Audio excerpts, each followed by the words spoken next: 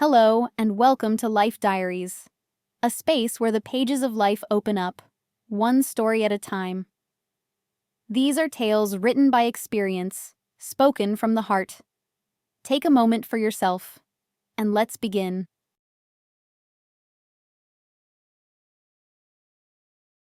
Sarah Miller didn't have a particular passion for gardening, but neither did the 600 square meter plot cause her aversion.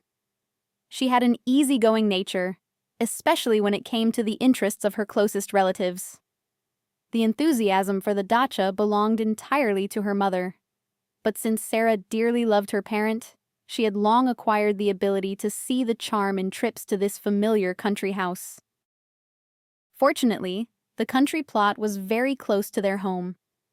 Traveling light, the journey took no more than half an hour.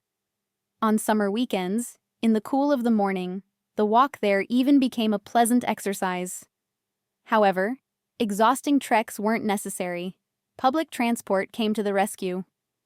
An unusually long bus route ran past the dacha area, connecting the railway station with a large factory complex on the very outskirts of the city. This proximity turned out to be remarkably fortunate, for in a sense, the modest plot had become a true salvation in the past years, which were an exceptional trial for the entire country and their family in particular. Whether by coincidence or as a consequence of the events that befell them, her parents' quarrel ended in divorce. All his numerous relatives, previously frequent guests on occasion, and, much more often, without, seemed to have suddenly forgotten the way to the hospitable apartment of Sarah, her grandmother, and grandfather. One day, the girl inadvertently overheard an adult conversation and realized her father had not only kept the car in garage, but was also not averse to getting his hands on some other property. However, his calculation did not pay off. Both the dacha and the apartment were allocated to her grandmother, so after the divorce, the greedy ex-son-in-law did not get an inch. The offended man paid meager alimony and did not seek meetings with Sarah, erasing her from his life as if he had never had a daughter. It hurt the girl to tears, but she understood that her weeping would darken the lives of her loved ones and therefore carefully hid her sorrow. The family, suddenly reduced to Sarah, her mother, Grandma Martha, and Grandpa Paul, had to live on. Trips to the country house and the battle for the harvest became, perhaps, the most effective ways to cope with the difficulties that had befallen them. On the 600 square meters, they cultivated potatoes, cucumbers, and carrots.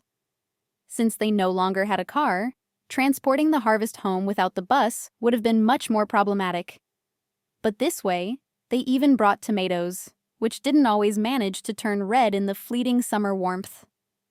The green fruits, after simple kitchen processing, turned into a wonderful salad that perfectly enlivened the meager menu. Under the guidance of Grandma Martha and her mother, young Sarah, still very young in those years, grated carrots according to the recipe, and hummed a simple song about evergreen tomatoes and the magical land of Lamonia. Remembering the past, the woman was amazed by the optimism of the adults in her family. They showed it even in the darkest moments. Soon after Sarah's father left her mother, a period of such deep pennilessness set in that there wasn't a penny in the house. Her father, having completely forgotten about alimony, disappeared from his daughter's life. Several years after the divorce, her grandmother, grandfather, and mother worked at the same factory. And there, as luck would have it, wages were delayed for a long time. Within a few months, the meager savings melted away. Sarah understood that her relatives were protecting her, trying to shield her from excessive immersion in adult problems. However, it was impossible not to notice that store-bought sweets, and even her favorite cheap sausage, which twisted into a bizarre funnel after boiling, hardly ever appeared on the table. Striving to be useful, Sarah scoured the dubious nooks and crannies of the neighborhood, collecting bottles in a bag sewn by her grandmother. Then the girl soaked the finds, as clean glass containers paid a little more at the recycling point, and bought bread or something else necessary for home. there was a short period of transport difficulties. Buses stopped adhering to the schedule due to a sharp reduction in their number on the route. Squeezing into the cabin with bags became practically impossible. And then, Grandpa Paul designed two comfortable, maneuverable carts. The man most often transported the largest bags himself. And when for some reason he couldn't go to the dacha, he would certainly warn, "Girls, when you walk home from the dacha, don't overload the cart.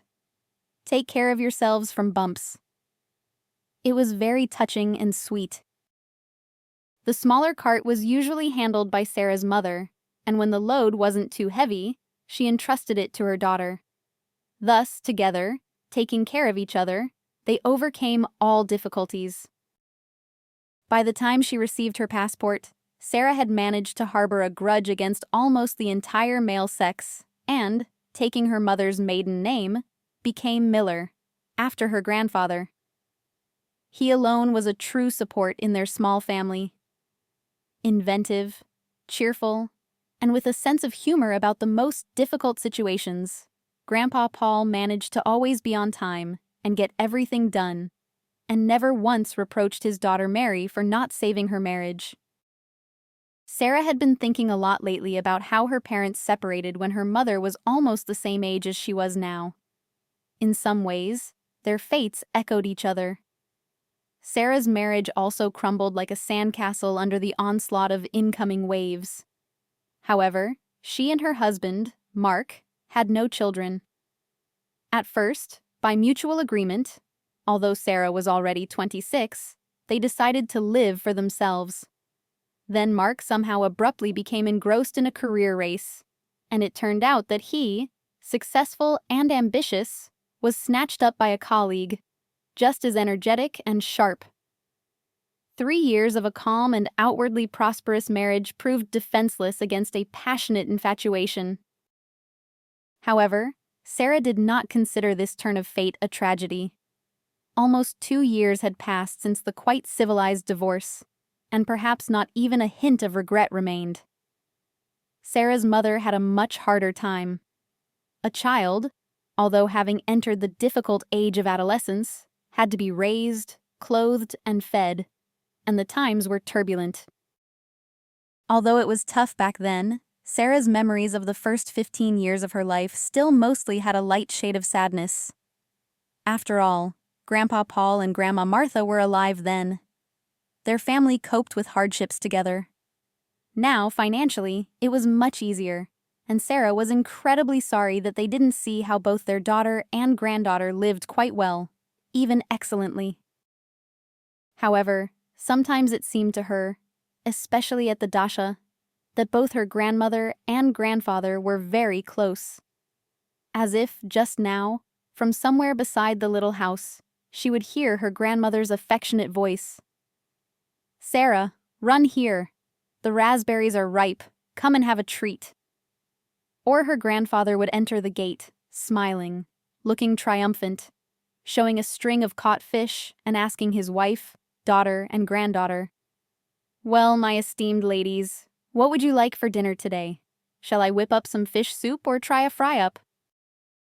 Oh, how many pleasant things were connected with the country house. Now, the dacha had partly lost its role as a food base. The potato patch had shrunk to a few bushes, just for the tradition of eating young boiled tubers with dill, and had given way to a flower bed. Of course, there was still room for tomatoes and cucumbers, but mostly, the basis of the harvest now consisted of fruits and berries. However, the most important thing was that on the small plot, where probably every handful of earth was familiar, it was easy to find peace, mixed with a light sadness.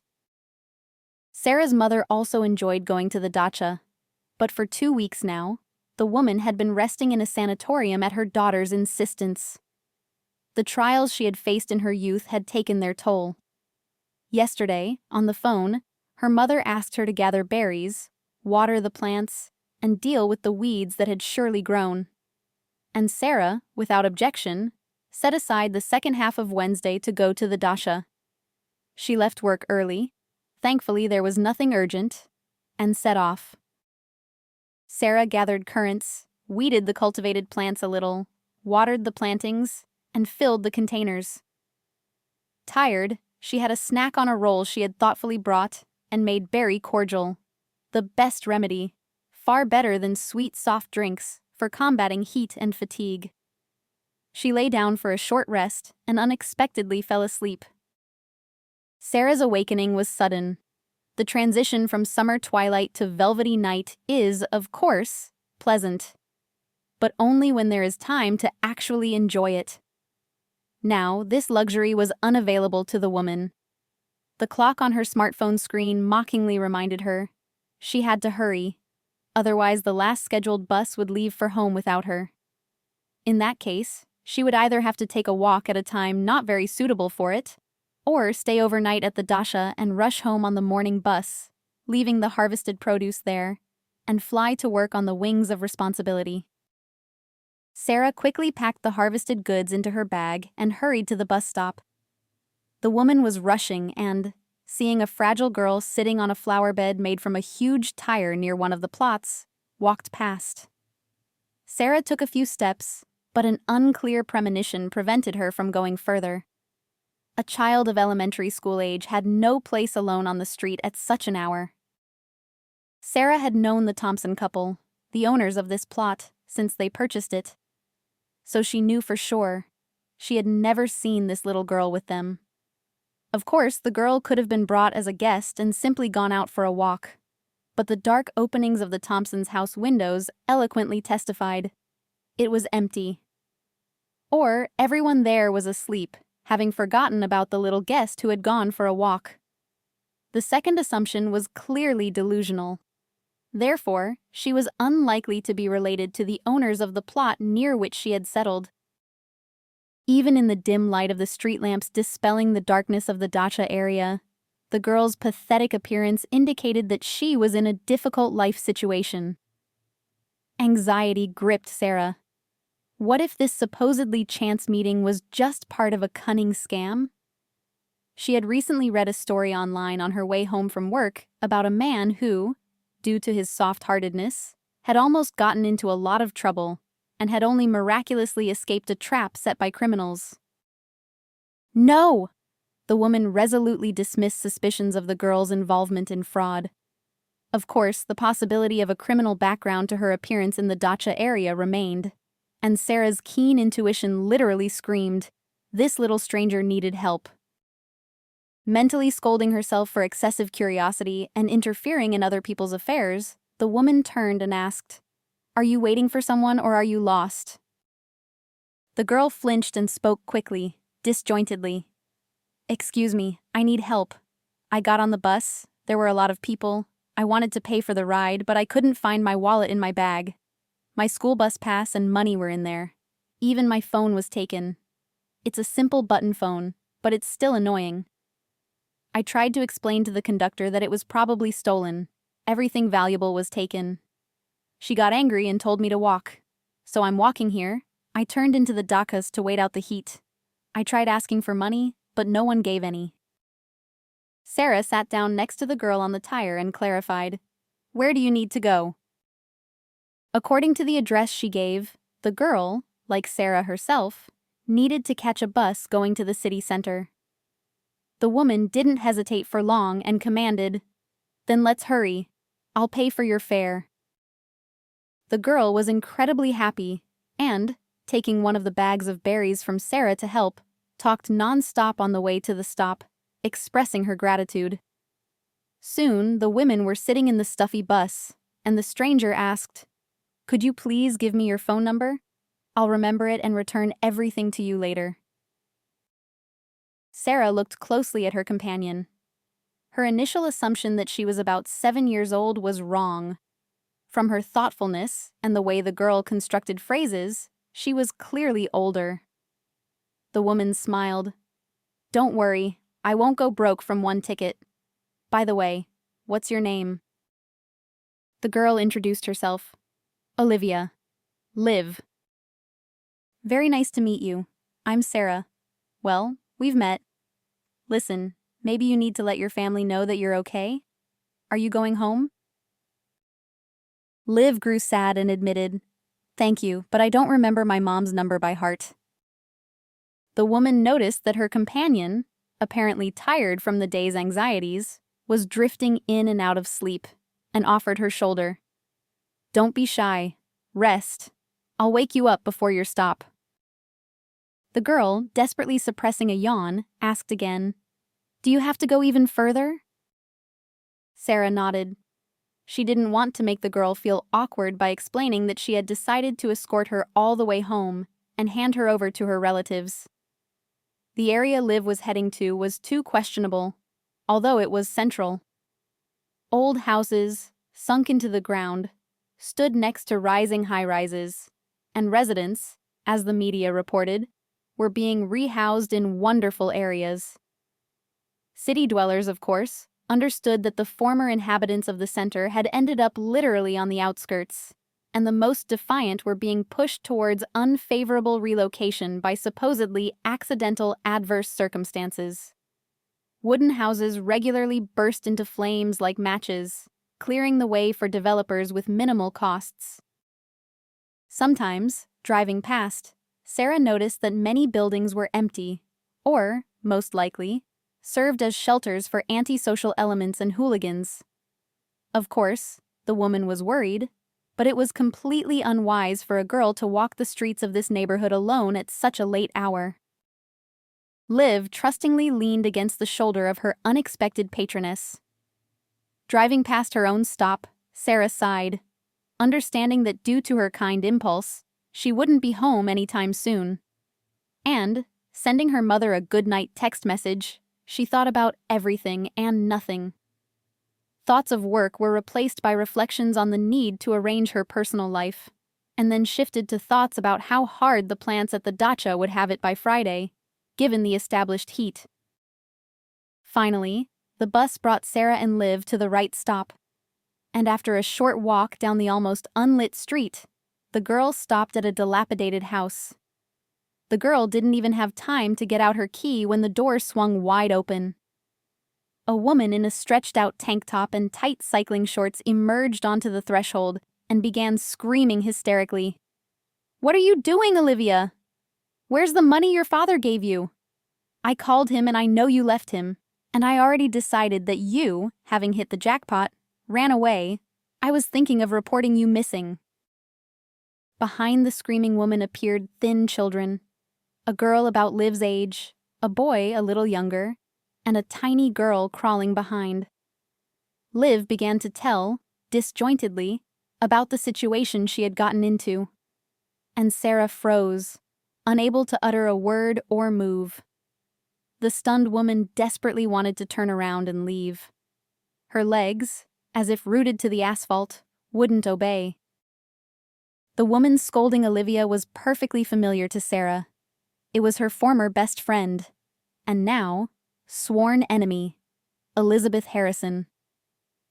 Many years ago, she had ruined Sarah's relationship with David, her first strong love.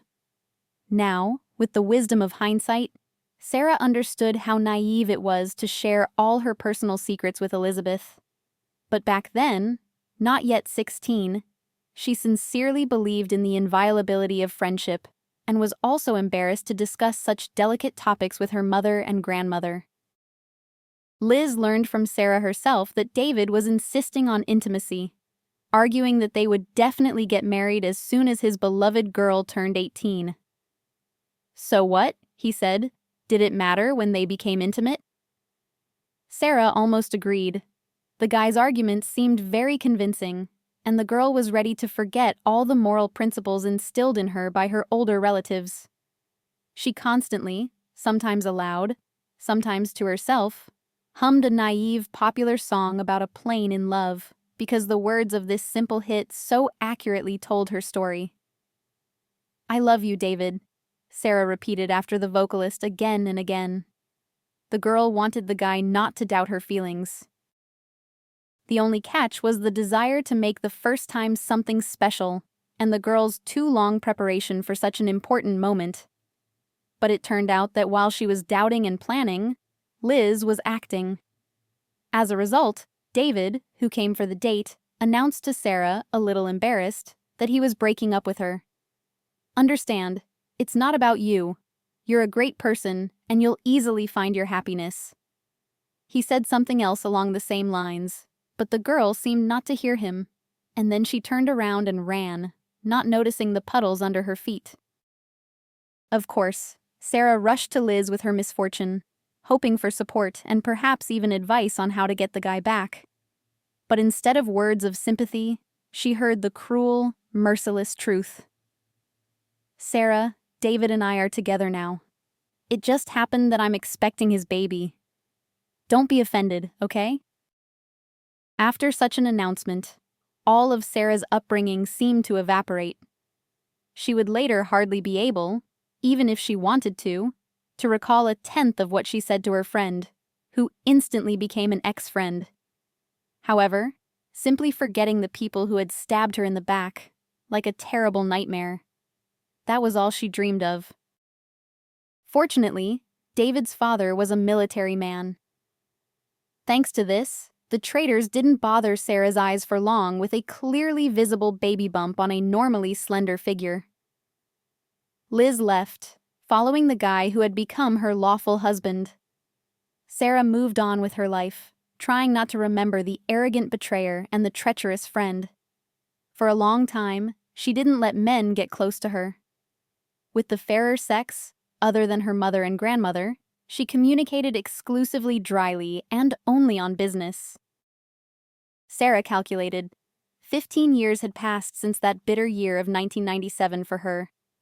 That's how long she hadn't seen either Liz or David, and deliberately changed the subject when mutual acquaintances started talking about them. Liz's mother, Aunt Kate, accidentally meeting Sarah on the street, once tried to strike up a conversation. However, the proud girl said she had to run. Aunt Kate, according to rumors, later moved to her daughter, but Sarah didn't care, as long as she never saw or heard about the traitors again. The girl suffered, experiencing everything deeply inside, and only her future husband, Mark, was able to slightly melt the ice in her heart. He won her over with politeness, care, and the ability to discuss various topics. Sarah responded to his courtship, but she herself understood that the emergence of sympathy was also influenced by the fear of remaining in lonely old maid. It was no joke. More than 10 years had passed since the betrayal. Sarah probably married Mark only because he was David's opposite, both in appearance and character. But still, their life together didn't work out. Sarah wanted to quietly leave, but suddenly Liz shifted her attention from the almost crying Liv to her, and, no less loudly, though more joyfully, shouted, "Sarah, damn it! Exactly, Sarah, it's you! I was looking. It seemed like you, and then again not. Holy moly! You're a good girl. You haven't changed much, only your eyes look a bit tired. Why are you hesitating at the door like a stranger? Come in." Almost knocking over Liv, who was standing in front of Sarah, Liz grabbed her old acquaintance by the wrist, since she had bags in her hands, and pulled her inside the house. Come in quickly. Let's sit and talk. We haven't seen each other in so many years. As you can see, I already have 4 children. And how about you?" Sarah was in shock because she suddenly realized Liz wasn't bothered by even a shadow of shame for what had happened between them. "What are you staring at?" the hostess snapped at her older children. "Max, take Alice to the nursery and put her in the playpen. Sophie, Olivia, to the kitchen, quick. Quickly peel the potatoes, put the water on. We'll talk later, Olivia. You'll answer for the money you lost. Look at that. I sent you on such an important task like an adult, and you ruined everything. Now you'll be eating potatoes and pasta." No matter how Sarah tried to explain to her sworn friend that she didn't have time, that she had to go home, her words seemed not to reach Liz. As soon as the peeled tubers were in boiling water, the mother yelled at her older ones, "That's it. Get out of here quickly. Sit in the nursery and not a sound from there. Don't bother Sarah and me talking." "See?" Liz turned to her guest. 4 children, and I have to be a commander. Otherwise, there will be no salvation from them. On top of everything else, they're also of different ages. Sophie is 14, Olivia is 12, Max is 5, and Alice will be 2 soon. They all require different supervision. The atmosphere in the kitchen was not very pleasant and not conducive to conversation. Although Sarah was not a spoiled, refined young lady and could comfortably live in a much smaller space, she felt terribly uncomfortable here. A mountain of dirty dishes piled up in the sink and on the table. A sour smell evoked unpleasant associations with a full garbage can, which seemed to be somewhere in the kitchen. Catching the unexpected guest's gaze, the hostess explained, "The neighboring construction damaged the water pipe, so I'm waiting for them to fix it. Then I'll make Sophie and Olivia wash everything. To cook, to wash hands, we carry water from the tap on the next street." As if hypnotized, Sarah sat on the not very comfortable stool and looked at Liz, not understanding how she had turned from a real beauty into a coarse woman of the lowest sort. The hostess laughed loudly, throwing her head back, and recounted breathlessly, "Oh, Sarah, you should just thank me for the rest of your life for getting rid of such a gift as David. I thought his father was a military man. He'd retire soon after years of service. They'd give him an apartment, and we'd settle down somewhere nice. Oh, everything was so neat in my plans. But David managed to have a big quarrel with his father. As a result, with a baby, Sophie wasn't even 6 months old when we ended up in a rented room. David freaked out, started drinking, even cheated. What can I say? We rushed into starting a family. We were completely green. In bed, it was still okay, somehow normal, but there was nothing to talk about. David seemed to even treat me with contempt, at first with hints, and then he started saying directly that I had brazenly trapped him, completely tied him down hand and foot, as if he were a dog on a leash, going wherever he was pulled. Utterly surprised, Sarah didn't even know what to say to such revelations. But Elizabeth, it seemed, just needed to talk. She continued her speech, not noticing that her guest was completely uncomfortable listening to her. Anyway, pretty soon, out of boredom, in revenge, I started having fun with the neighbor, no denying it. Everything seemed to be going well, and then somehow we got caught. David got nervous, started throwing punches at me. My lover, as soon as he smelled trouble, bolted from the room, his heels sparking. David filed for divorce, and I didn't resist. He didn't turn out to be so good after all. All I could get from him was alimony. He has to pay for Sophie and for Olivia, who was conceived, so to speak, during our marriage. Honestly, I don't even know whose she is. As luck would have it, I'm having temporary problems with my card. I sent that dummy out for cash today. She lost it, and she's left without a phone too. Max and Alice are from my current husband, but he's pretty useless. He doesn't show up at home for days. When he does come, there's not much joy either. But they promised to give us a new apartment soon.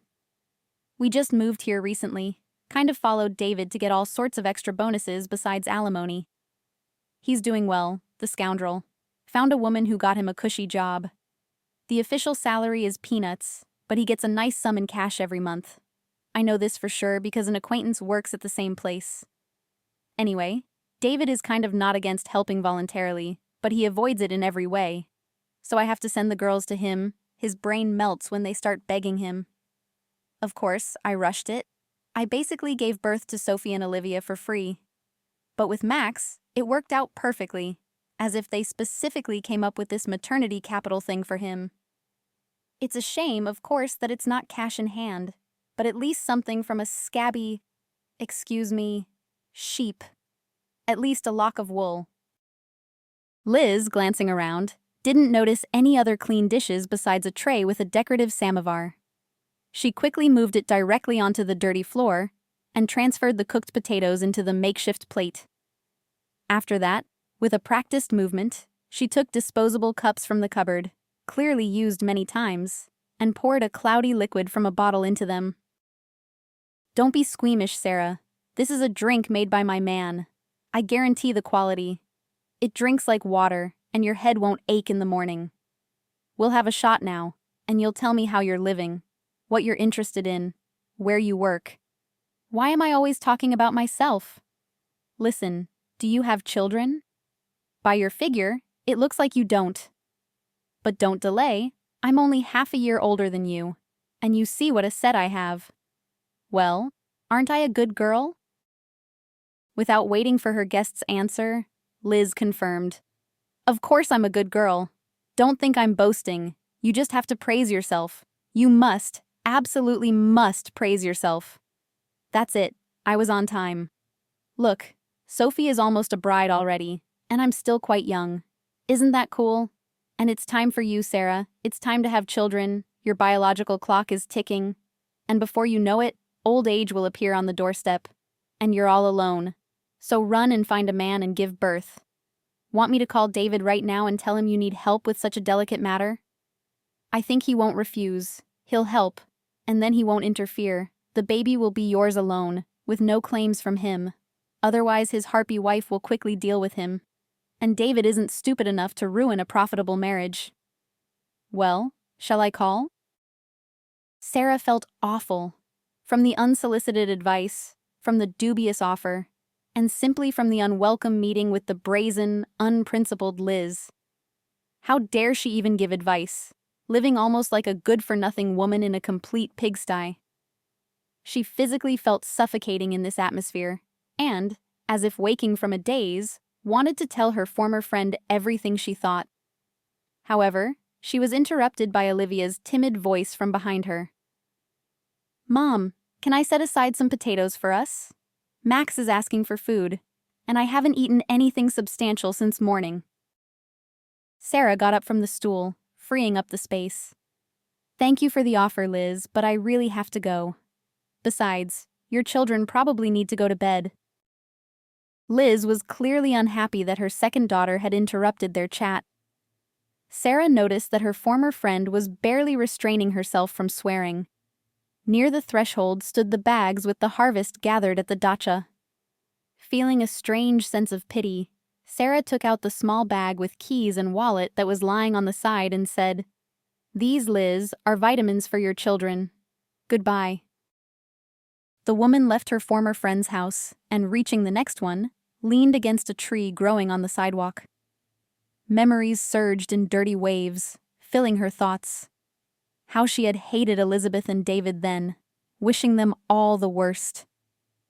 Now, by chance, she had been able to see how the betrayer lived, but she felt no joy. She felt sorry first and foremost for the children. And, what's more, even for David and Liz, for whom she had once devised the most agonizing punishments. Sarah, called Liv, who had caught up with her. You didn't give me your number. Please, here's a leaf and a pen. Write it down for me. Although Sarah had no desire to talk to anyone connected to Liz, she, tired and emotionally drained, fulfilled the girl's request. Liv smiled, her white teeth flashing in the semi-darkness, and asked, Can I call you sometimes when I get my phone back? Sarah nodded and advised, Run home. You've had a difficult day. Eat and go to bed. The girl waved and ran home. Sarah waited until the door closed behind Liv and hurried to her own place. The late hour left no chance that public transport was still running. She had to get away from the construction-filled area quickly and rush to get to her own apartment to finally rest from the unexpected events. Surprisingly, the woman reached home calmly, as if a guardian angel had spread its wings over her, and after taking a shower, went to bed. Whether it was nervous strain or the prolonged rest at the dacha, sleep was slow to come to Sarah. She counted sheep and used other techniques, but nothing helped. Memories, mingling, surfaced from the past.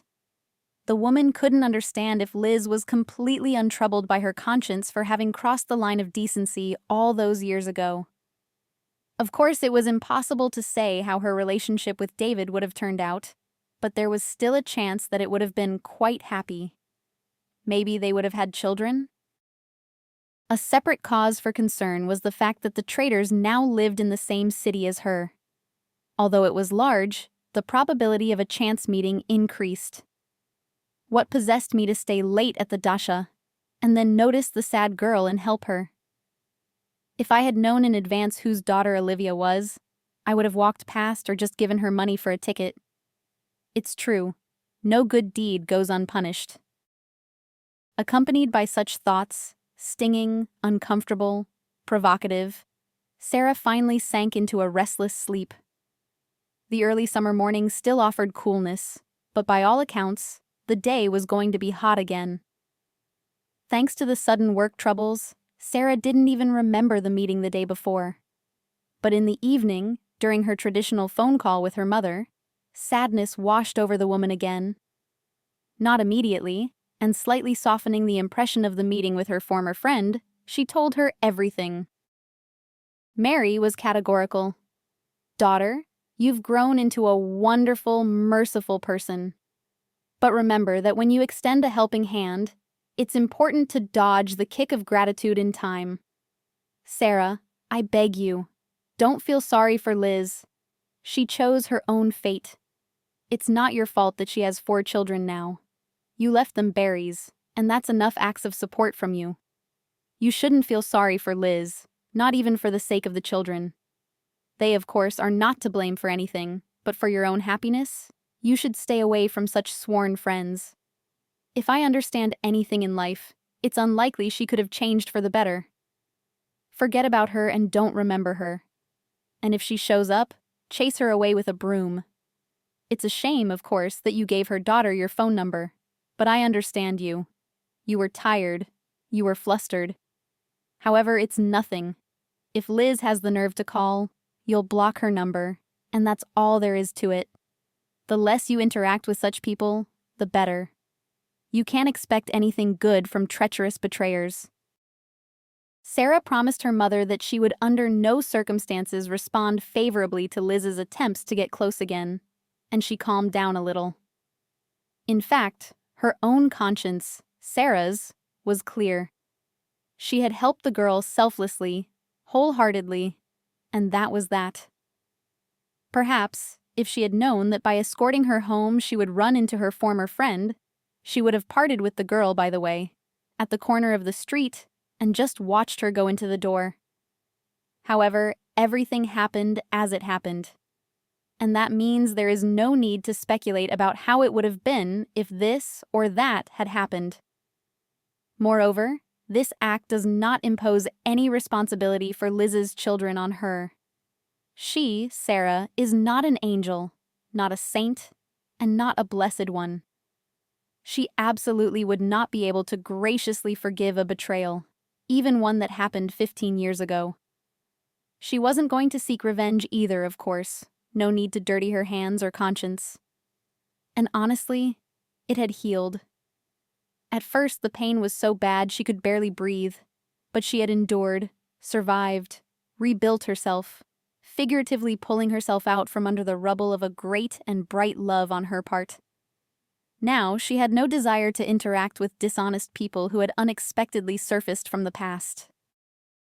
Sarah's mother returned from the sanatorium, and everything in the small, friendly Miller family returned to normal. The sincere joy of meeting a loved one was mutual.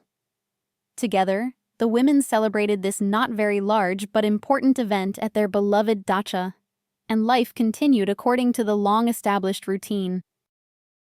The rest of the summer passed calmly. For a while, the woman answered calls from unknown numbers with apprehension, fearing she would hear Liv's voice. But then that fear also subsided. Golden autumn generously delighted them with a harvest of apples, and to Sarah's great joy, neither Liz nor David appeared on the horizon. With some trepidation, the woman walked past the plot where she had once met her sworn friend's daughter, but then that feeling also became a thing of the past, especially when Sarah met Alex. It happened near the bus stop. A man in a simple domestic car slowed down when he saw 2 women dragging carts too slowly and offered them a ride. If Mary hadn't felt a little unwell that evening due to the change in weather, turning towards real autumn, she would surely have found a reason to refuse such kindness. However, Sarah took responsibility for the answer, and, thanking the driver for his kindness, helped her mother get into the car. By this time, the bags were already in the trunk, carefully placed there by the kind-hearted man. The driver introduced himself on the way and even, taking a wrist blood pressure monitor from the glove compartment, handed it to Mary. Just in case, measure your pressure. Maybe it makes sense to stop by a hospital or pharmacy. The readings were quite acceptable. The man, having asked for the address of his new acquaintances, soon drove Mary and Sarah to their building entrance and then helped carry the bags into the apartment. Alex refused the offered tea, but gratefully accepted a bag of apples. In addition, the man asked Sarah for her phone number.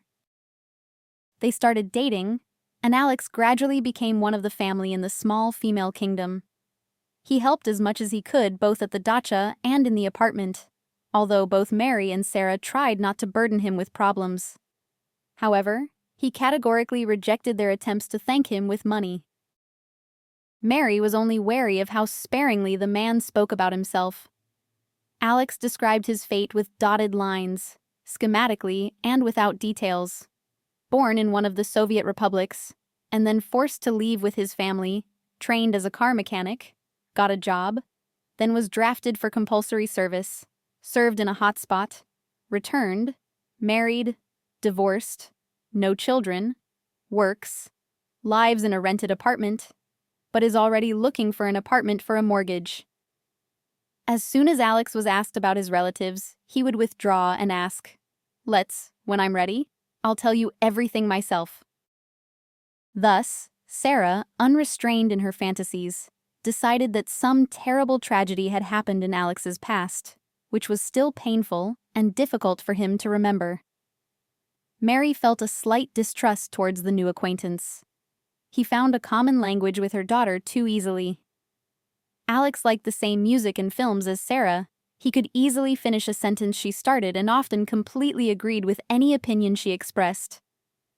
The man didn't rush things, but at the same time, he was becoming more and more firmly rooted in Sarah's life. It got to the point where he would drive her to work, bring her home, take her to the dacha and back. At first, Mary accepted the man benevolently, but gradually gratitude for the help was replaced by wariness. Alex seemed too smooth to her, too polite, always neat, and without the slightest signs of working in a car service. She never saw the marks on his hands that her ex-husband had, and his desire to constantly control all of Sarah's movements caused a burning sense of anxiety. One day, Mary decided to share her suspicions with her daughter. "Sarah, listen to me calmly. Alex is just too perfect. Everything seems smooth and consistent, but think about it. When does he manage to work if he's practically your personal driver? And voluntarily at that. Forgive me, but I absolutely don't believe in altruism in the modern world. Maybe you're secretly giving him money, for gas at least?" Sarah was even a little offended. "What, is it not an option to drive me around just like that for free, simply because he likes me?" After a pause, the young woman tried to soften her sharpness and, as if surprised, admitted, "Actually, I offered Alex to pay for expenses, but he flatly refused. I think, Mom, you're just worrying unnecessarily.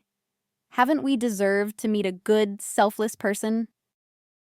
Mary herself wanted to believe in a miracle, but she tried to convince her daughter not to rush into opening her heart completely to Alex. "That's right. You definitely deserve happiness. But don't rush. Think it over calmly yourself. After all, Alex doesn't show any details about his life. No emotions about situations in the past or present. When I start asking him, he avoids answering or says what we've already heard, like an actor who has memorized a role and sticks to it without improvisation. He hasn't lost his temper once, hasn't said anything unnecessary. Okay, I understand. It might be hard to remember military actions, but why is he so reserved about everything else?" Sarah just winced at such complaints. "Mom, you're impossible to please. Remember, you told me about Mark that he was too talkative, too shifty. Alex is reserved, laconic, and again, it's not right for you." Mary herself regretted starting such a conversation with her daughter, and certainly didn't expect it to lead to a quarrel, splitting their understanding, which had previously seemed unshakable. Sarah went to her room, showing that she had no intention of continuing the conversation. And her mother began to think. Maybe she really wasn't entirely objective? Indeed, there was a possibility that he was a man of action, and not inclined to spill details about himself. And the suspicions arose because of maternal jealousy? No, Mary decided. I will not interfere in my daughter's relationship with her chosen one anymore. However, I will watch carefully so as not to miss any warning signs. So what if Sarah is in her 30s? To me, she will always remain my beloved little girl, whom I will always protect. The woman's doubts did not disappear, but now she stopped bothering her daughter with her conjectures. However Mary felt about Alex, she couldn't deny that without his help, preparing the dasha for winter would have been much more difficult. The man diligently fulfilled all requests, and even made reasonable suggestions himself. He clearly had experience with such work. But Alex again elegantly evaded answering the question of where he had learned all the intricacies of dacha management. About a week before New Year's Eve, the man brought a slender fir tree with fluffy short needles to the miller's apartment, explaining, "I thought that you grow all sorts of flowers yourselves at the dasha, and it would be silly to give their Dutch counterparts, and it's somehow more thematic." Sarah, placing the fragrant beauty in a free corner, inquired, "And what exactly is the need to give flowers today, which of course are less impressive than a fir tree?" A hint of offense even sounded in Alex's voice. "What, Sarah? Don't you remember that today is exactly 3 months since the day we met so accidentally, but so happily? It became a very important event for me." Sarah was even embarrassed. "Forgive me, Alex. We have a complete rush at work before the new year, so it completely slipped my mind. You're not offended?" The man smiled and admitted, "Not at all. I read somewhere that offense is the lot of maids. So, darling, I'm not even annoyed. Really, I just wanted to do something nice for you, and since I passed a Christmas tree market on the way, I thought a tree would be perfect." Mary, listening to the conversation between her daughter and her suitor, was ashamed of her doubts about Alex. He spoke too unconvincingly. Moreover, the man calmly agreed to spend the holiday together with Sarah and her mother. Mary's suspicions that Alex was married were partly dismissed. Could a family man so easily get out of the obligation to be at home at a set table with relatives? Hardly. On the holiday evening, Alex gave Mary a beautiful shawl in the Pavlov posad style, and presented Sarah with perfume. 15 minutes before midnight, the man asked for a little attention and delivered an unusually long speech for him. "Dear Mary and Sarah, in the past year, the most significant event for me was the chance meeting with you. I think it was the greatest luck of my life. In essence, only thanks to you did I understand what real family support and the warmth of a home hearth mean. I would like Sarah to enter the coming year with a new status." "Excuse me, I'm nervous." The man cleared his throat and then turned to Sarah's mother. "Mary, I ask for your daughter's hand. Believe me, she will have no reason to be dissatisfied with me. Do you approve?" Mary looked questioningly at her daughter, into her happy eyes that sparkled brighter than the lights on the Christmas tree, and shrugged. "I think, Alex, you should ask me too."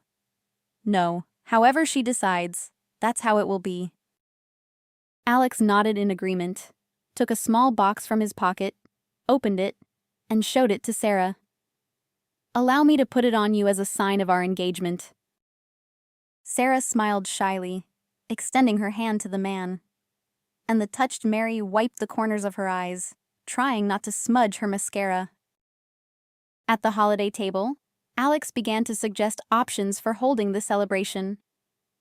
"I think it makes sense to choose a wedding date closer to summer.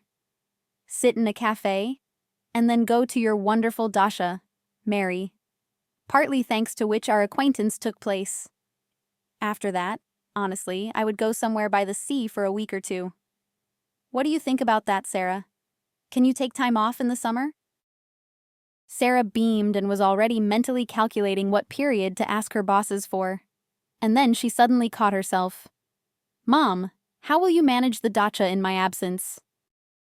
Mary waved her hands. Don't you worry about that. The dacha should be a pleasure, not a chore. Plan your celebration however it's convenient for you. By the way, Alex, we should probably inform your relatives about such an important event. And it wouldn't hurt to meet them. From Alex's sharply saddened face, it was clear that Mary had touched a sore spot. But he replied, Alas, but I have no one to introduce you to. Forgive me, but this is a somewhat painful topic for me. I'll go get some air on the landing. The man left the table, and Sarah whispered indignantly to her mother. Why did you spoil Alex's mood? Everything was so wonderful. He seems to have some unpleasant memories related to the loss of loved ones. We've already talked about this somehow. Mary began to apologize. Daughter, but I didn't mean to offend Alex. That's it. I won't ask a single question anymore. Don't worry. When Alex returned to the table, he acted as if nothing had happened, and the celebration returned to a pleasant course. By joint decision, it was decided to get married in the spring, in April, and postpone the honeymoon until the velvet season. The days of the new year flew by. Alex even started taking Sarah to look at apartments. However, among the abundance of options, they couldn't find the perfect one. Mary was happy for her daughter, but made another attempt to check Alex's identity. The man's social media page was boring and lacked any hints of his relatives. He posted photos of cars he had repaired, reposted contest entries. The woman didn't notice anything reprehensible and calmly began preparing for her daughter's upcoming wedding. One day, Alex, as usual, picked Sarah up from work, and the woman noticed that her fiancé was even more laconic than usual. Watching him from the passenger seat, she saw how the man's brows were furrowed and how his jaw muscles worked. The atmosphere in the car was tense, and, unable to bear it, the woman asked, Alex, what's going on? Did something happen? Can I help in any way? The man turned off the avenue into a shopping center parking lot, stopped the car, and turned to Sarah. Alex's appearance was not at all like that of a happy groom preparing to say goodbye to bachelorhood. After a pause, he spoke. Sarah, I have serious problems. We might have to postpone the wedding. They? Sarah was scared. What happened? Alex, looking into his fiancé's eyes, shared his problems. To earn more money, in addition to my usual garage service, I started working for cash at another place. Well, last night the boxes where the cars brought in for repair were stored, to which I had access, and some of which I even repaired, burned down. In short, they decided to blame the fire on me. The amount I have to pay is simply astronomical. I've already given away all my savings, but it's like a drop in the ocean. I've been running around to banks all day, but with the salary I can officially show, there are no decent offers. They threaten to cripple me, even find other ways to influence me. I'm terribly afraid that you or your mother might suffer because of these bastards. Sarah was in shock. She had seen a report about the fire in the industrial zone area on the City News website, but she couldn't have imagined that this emergency would affect her so closely. The woman soothingly stroked her fiancé's cheek and tried to say absolutely calmly, Well, that's not a problem. We won't postpone anything. I'll transfer money from my card to you now so you can pay off at least part of the debt. We'll go file the application exactly on the day we planned, and we'll get married without any corrections or delays. The only thing is, we'll have to sacrifice the entertainment. But that's not scary at all. We can perfectly do without a banquet and a trip to the sea. Life is long. We'll still have time for everything. Alex grabbed Sarah's hand and began to cover it with kisses. Thank you, darling, for your support. We'll see. Maybe the insurance company will figure it out, and the claims against me will be dropped. Of course, that would be the best option. Well, Having a general idea of how this whole insurance business works, most likely the payment will be refused, or it will come in a few years. So it's better not to count on that to avoid disappointment. The couple sat in the car for a little longer, and then Alex drove his fiancée home. He flatly refused to stop by. "Forgive me, my dear. I'm going to one more place now. Maybe I can pick up some extra work there. Every penny counts for us now." Sarah smiled encouragingly, and kissing her fiancé asked, "Alex, just don't overwork yourself. We'll get out of this. Don't strain yourself." At home, Sarah told her mother about the trouble Alex had gotten into and asked, "What do you think? Maybe we should hire a lawyer to at least try to reduce the amount of damage supposedly caused by Alex." Mary was shocked. She had been so accustomed by her father, Sarah's grandfather, that a real man tries not to burden the woman close to him with his problems. At the same time, she perfectly understood that the semi-criminal businessman Alex worked for could well act by any means, often choosing illegal but most effective ones. For the next few days, Alex couldn't see his fiancée, which he warned her about on the phone. "My precious, I was offered a well-paying side job, but I'll have to go to the region, so forgive me. I won't be able to get away even to drive you to work and back." Sarah took this with complete understanding. She was glad that her loved one hadn't despaired but was trying to get out of the difficult situation. After warmly saying goodbye to Alex, she began to think about how else she could help him. Taking advantage of a few days' respite, mother and daughter began to collect at least part of the necessary sum. They had bank accounts, and although it wasn't enough, at least the debt would gradually decrease. After withdrawing the money, the women, taking all precautions, brought it home and began waiting for Alex's arrival. The man called a couple of days later, and Sarah happily told him that she and her mother had collected another part of the sum. Alex thanked her tirelessly, and the woman even felt that he was barely holding back tears. "Sarah, my love, how grateful I am to you and Mary.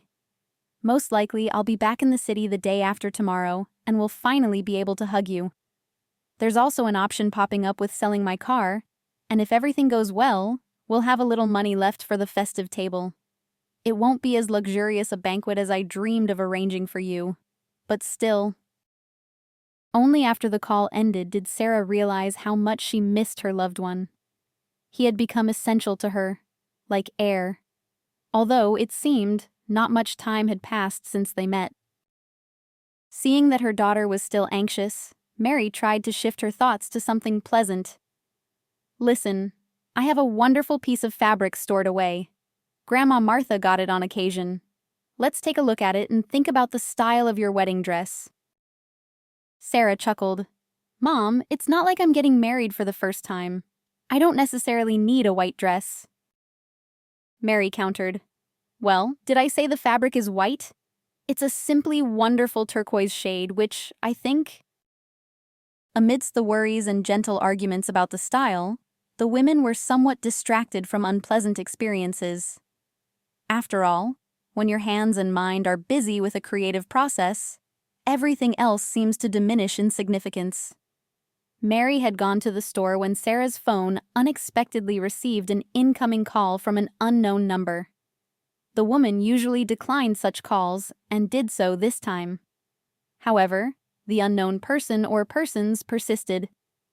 When the ringtone sounded again, Sarah answered, "Hello?" The young voice coming from the speaker was clear but somehow joyless. "Hello, Sarah. It's Olivia, Liz's daughter. Can we meet somewhere crowded now, so as not to attract unnecessary attention?" Sarah was surprised. She hadn't thought she would ever have to talk to her sworn friend's daughter again, and she replied not very kindly, "Maybe you can explain what's going on over the phone?" The girl's voice turned into a whisper. "I can't say this over the phone. Please, let's meet at a shopping center." Sarah gave in, and soon she and Liv arranged to meet at the food court of the shopping center nearest to the woman's home. Mary, who had returned home, was surprised that her daughter was going somewhere but didn't question her. In general, Sarah herself couldn't explain what force was pushing her to go to this meeting. She recognized Olivia from afar. The girl was sitting hunched over again, just like that summer evening, as if weighed down by the burden of non-childish problems. Sarah walked up and greeted her. "Hi, Liv. How are you?" The girl looked up and, greeting her in return, blurted out rapidly, "Sarah, I won't explain for long. Don't give Alex any money. He's a fraud." The woman was astonished. "Why do you think so?" Sarah's eyes widened. She didn't understand what was happening at all, and clarified, "Wait a minute, Liv. How do you know that Alex is asking me for money? How do you know him?" The girl lowered her gaze and then admitted, "Sarah, well, I'm ashamed to admit it, but your acquaintance with Alex was planned and organized by my mom. For some reason, she's angry with you. Although, as I understand it, it should be the other way around. So Mom decided to profit. She said life is bad without a sucker, and she involved this Alex in her plan. He's somehow connected to my stepfather Arthur, Max and Alice's father. I don't know exactly where they met, maybe in an orphanage, or when he served time as a minor. Anyway, I overheard this cunning scheme yesterday. Alex is supposed to swindle money out of you and disappear. He's already taken the first part from his card. But generally, he and Arthur are sure you'll be too embarrassed to go to the police. How that pig Arthur squealed yesterday when Alex told him you had prepared another sum for him. He told Alex not to rush back, supposedly so you wouldn't think he dropped everything and rushed back just for the money. I thought all night and half the day whether to tell you about this or not, and I decided to tell you. I think you don't deserve such vile treatment. After all, you were the only one who didn't walk past me, who responded to my trouble, who treated me to delicious berries. It's wrong when good people are punished by scoundrels. What happened between my mom and you doesn't concern me. Personally, I didn't experience anything bad. And partly I even consider myself to blame for what's happening now, because Mom was angry at you only after your meeting." The woman swallowed the lump that had suddenly blocked her breathing and found the courage to reassure the girl. "No, Liv, you are not to blame for anything.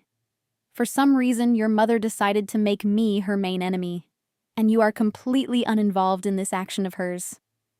Thank you very much for warning me. Otherwise, I would have ended up in a simply catastrophic situation, and I would have dragged my mother into it too. You can rest assured, no one will know that I figured out Alex with your help. I promise you." Sarah thanked Olivia again, and somehow, with difficulty comprehending the treachery of her former friend, who had harbored malice for some unknown reason, she got home. Mary immediately understood that something terrible had happened to her daughter. She looked so lost. Sarah lifelessly recounted everything she had learned about Alex, his involvement in the insidious plan of Liz and her husband. Mary listened, pressing her palm to her mouth, as if trying to suppress a wave of indignation. Such cold-blooded cunning was almost impossible to believe. When Sarah fell silent, Mary couldn't hold back. "What is happening? Why is that nasty Liz treating you like this? She's been doing nasty things since she was a child and isn't afraid that the boomerang for evil deeds will fly back and hit her on the head?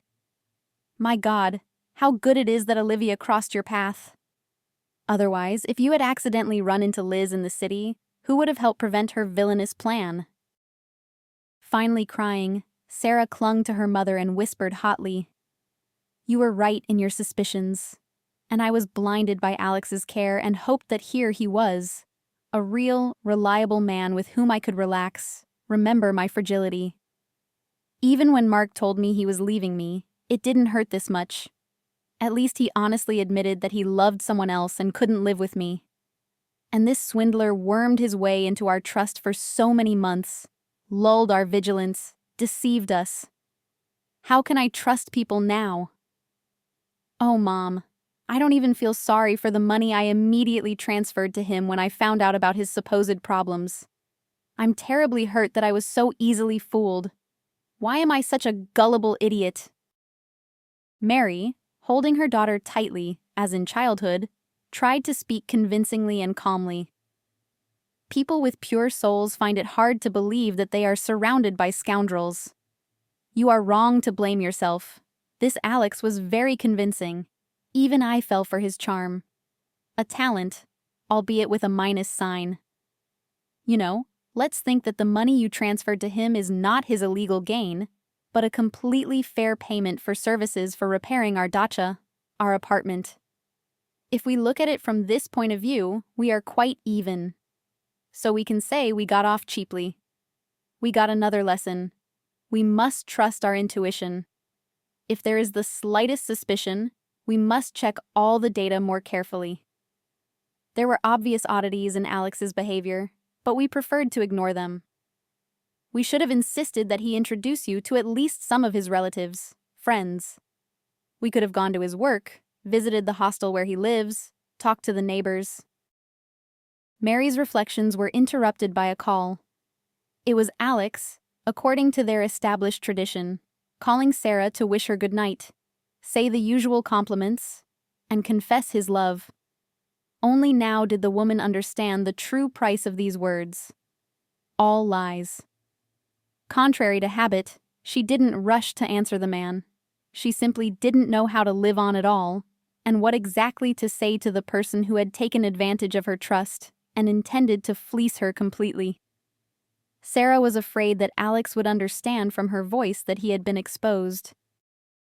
Mary answered instead. "Hello, Alex." Sarah went to the neighbors and forgot her phone. "Anything I should tell her?" Alex, as always, was polite and courteous. "Thank you, Mary. If possible, please ask her to call back any time she returns. I'll be waiting. All the best. Goodbye." The woman echoed the caller. "Goodbye." The conversation ended, and Sarah looked at her mother with longing and asked, "How can someone lie so skillfully? He's so polite, just impeccable." I wanted to shout that they miscalculated and wouldn't get another penny from me or you. But we have to do everything so as not to let Olivia down. Judging by how Liz knows how to make trouble for strangers, she won't spare her own daughter. It will be hard for her if someone guesses that she warned me. I don't want to harm such a sincere, honest girl. Mary understood that Sarah wasn't expecting an answer, so she didn't rush to say anything. Indeed, they needed to think everything through carefully. The women sat hugging, as if drawing support and strength from each other to withstand the betrayal that had befallen them. Eventually, Mary began to speak, carefully choosing her words. "I think you shouldn't talk to Alex on the phone today. Send a text message saying you're tired, especially since that's the pure truth, and that you'll be waiting for him here, at our place. He's supposed to come tomorrow, Saturday, right?" Sarah nodded, and Mary continued to share her plan. "Excellent. So, tomorrow morning, you and I will go and deposit the money in the bank. Then I'll ask a colleague to come over as backup. I think if you confidently tell Alex that you can't support him financially anymore, he won't insist or try to influence us in any way. Of course, ideally, we shouldn't bring him home, but meet somewhere in a cafe. Further, personally, I see two options. Either immediately shock him with the news that his scheme has been exposed, but then his reaction might be unpredictable. He might even try to fight. A more interesting game would be to have a little fun, lead Alex by the nose, lie, for example, that the money was urgently transferred for the treatment of a child seen on television. I think this news will be a terrible blow to him. What do you think?" A malicious fire of anger burned in Sarah's eyes. "Mom, I have another idea. Remember how we had some joke money bills lying around somewhere, which they gave you at work for your birthday as a joke? I suggest giving Alex a so-called dummy of fake money. I think he won't check the authenticity of the loot in front of us. And when he gets back to his lair with them, I wonder how he'll justify himself to his accomplices. I seriously doubt Liz will believe him if he says he got exactly these papers from me. She thinks I'm a fool. I think Alex is guaranteed to have problems." Mary approved her daughter's plan. "That's a brilliant idea. I wouldn't have thought of that. But I still absolutely don't want to see him in our apartment." Let's meet somewhere on the way to the dacha, and you'll give him the supposed money, and we'll go to the dacha. Even if there's no work there now, except perhaps filling the tank with snow, I think it will be easier for us in the fresh air. Physical labor will help distract us from our thoughts." Sarah agreed and immediately became downcast. "Mom, we probably need to change the locks first thing, just in case. Remember, I gave Alex a set of keys for both the apartment and the dacha, just in case?" The woman immediately replied, "Good girl, daughter, you're thinking straight. I'll call Victor right now and ask for his help." While Mary was making arrangements with her colleague, Sarah watched with unexpected joy how sweetly her mother's cheeks blushed during what seemed like a completely serious, not romantic, conversation. Let at least she be lucky in love, the woman thought. Mom deserves to have a holiday on her street too. Otherwise, I can't understand where justice is in life at all. It didn't take Victor long to get to his colleague's apartment, and soon he was dealing with the task at hand. Secretly observing the working man and her mother, Sarah clearly noticed that there was a strong mutual sympathy between them. Victor did not refuse dinner in the hospitable apartment and agreed to go to the dacha together the next morning. Mary briefly, without details, told him about the upcoming event, and the man said sternly, "The idea is excellent, but still, just for the record, I would also write a statement to the police about fraud based on trust. At least, maybe these swindlers are wanted for some other crimes. And in general, even if they are not held accountable, at least they'll be given a hard time. And that's something." After Mary saw the guest out, Sarah asked her mother, "Did you notice the way Victor was looking at you?" The woman visibly blushed. "Oh, you say that. We're just friends. Although, of course, I like him very much. But I've somehow gotten used to living without a man in my space. I even remember with horror what it was like, constantly ironing shirts, looking for matching socks, cooking in huge pots. Such a regime of self-sacrifice is only possible when there is love or strong financial motivation. Why are you looking at me like that, daughter?" Alas, but in the modern world, financial support is an excellent fertilizer, so to speak. You can grow a perfectly happy partnership on it. Forgive me for the gardening comparison." Sarah even laughed. Mom, I thought you were a romantic lady, but you're a practical and rational gardener. However, I would strongly advise you to take a closer look at Victor. Of course, my intuition isn't great, but he seemed very pleasant, sincere, and in love with you." The women carefully thought through all the details of the upcoming prank on the exposed swindler, who didn't yet know about his failure, and Sarah began typing a message. Alex's reply was not long in coming. "Can't wait for tomorrow. I want to see you so much. Kisses, my love. Can't wait to see and hug you." "And we can't wait either," Mary chuckled. "This meeting will definitely be unforgettable." Sarah, Mary, and Victor met beforehand. The man told them what he had managed to find out through acquaintances. No work on cars was being done in the burned-out garages. This argument was important so that none of the fraudsters would think that Sarah had learned about the deception from someone in Liz's family. The fighters for justice arrived at the bus stop where the transfer of the fake money was supposed to take place a little early. But Alex, who anticipated a large score, also arrived ahead of time. He had to park his car a little further away to avoid potential disputes and conflicts with traffic police. Alex almost ran to his waiting fiancée and her companions. Greeting the stranger cordially, the groom pressed his lips to his fiancée's cheek, kissed Mary's hand, and, fortunately, didn't notice how the women winced. Then Alex received a small package from Sarah. "Darling, here's everything Mom and I managed to collect.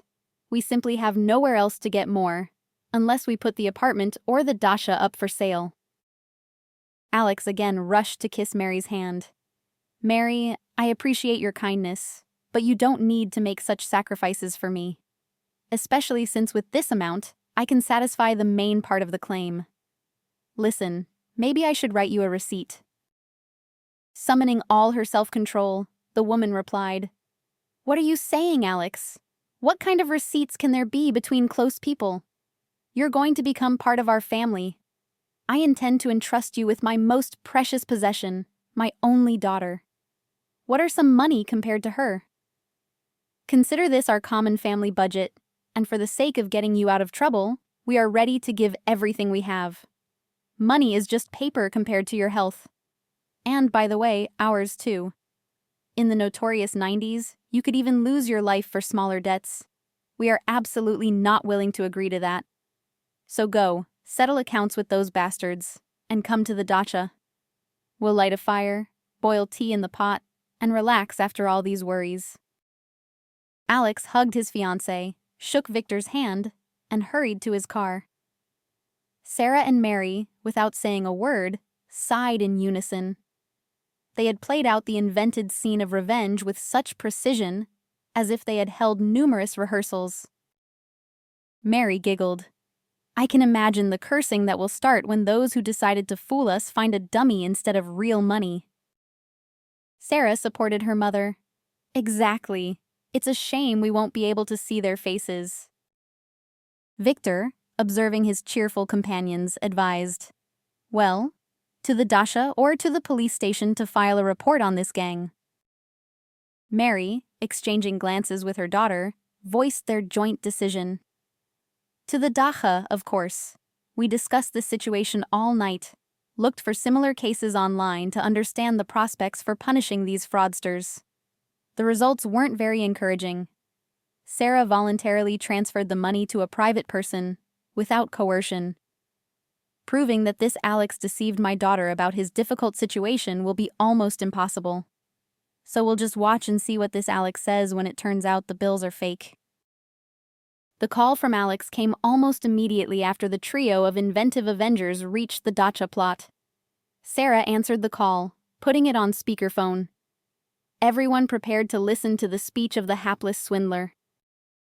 "Sarah, darling, something unpleasant has happened. Did you get the money at the bank?"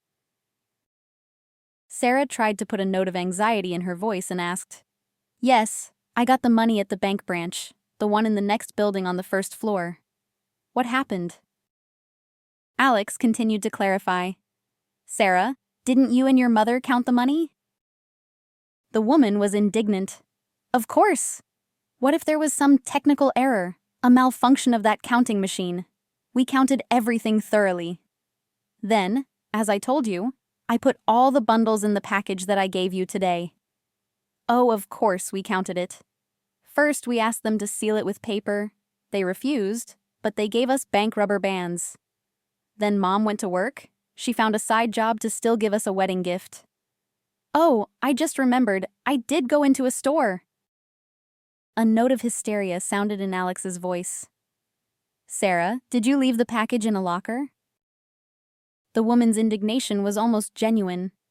"Alex, what? Do you think I'm completely idiotic? I carried the package with me, under my arm, so no one could get to it. I bought candy because I always crave sweets when I'm stressed. Then I went home." The interrogation continued. "Could anyone else have gotten into the apartment? Who is this man who was with you and Mary today? And was he at your place after you got the money?"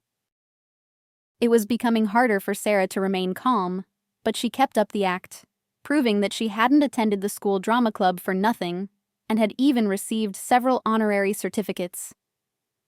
"Well, actually, my mother completely trusts Victor. He's her colleague. He was at our place, but he didn't have access to the package, if that's what you're hinting at. Alex, you're scaring me. What happened?" Alex lost patience and he flared up. "What happened? What happened? Instead of real money, the package contained joke banknotes and rubber bills. That's what happened. And I'm trying to figure out where, at what point, the real banknotes were swapped. Think hard. How could something like this happen? You understand how much depends on this. Who could have had access to the package?"